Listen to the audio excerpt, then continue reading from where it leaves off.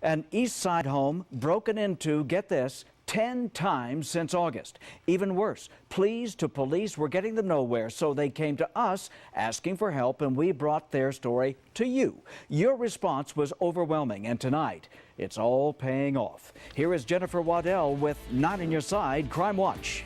Hi, Guy. Yeah, Bob Davis reached out to us. He had all of this surveillance video from his home, and he took it to police, but he got no action. This was some of that surveillance video that we've previously shown you. Now, I started investigating, and Tucson police admitted they dropped the ball in Bob's case, and as a result of that investigation, TPD opened up its investigation, releasing some of Bob's video to us. And after we aired it, they got some tips. Fast forward to early this morning. Bob Davis and his wife watched their live streaming surveillance video as another man ransacked their shed. They called 911, and within minutes, police had their man in handcuffs. Here's a good look at 32-year-old Jeremiah Duke. Davis says detectives don't believe that Duke is responsible for all the previous burglaries, but they do call this a huge step in the right direction. Maggie Vespa is live on the East Side tonight with more on the arrest and how you can keep yourself from becoming a victim.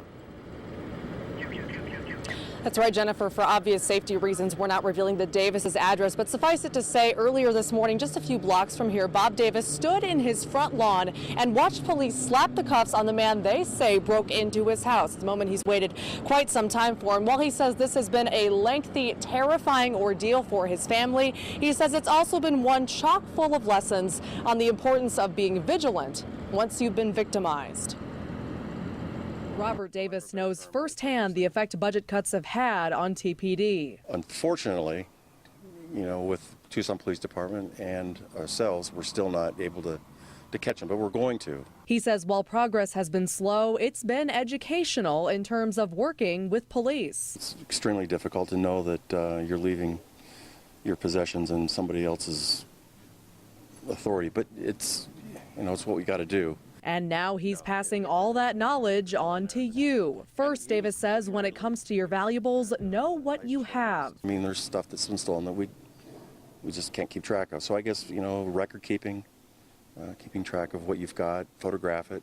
Next, look out for those near you. We've tried to get our neighbors involved, our neighborhood involved. And if and when an emergency strikes, be ready to listen.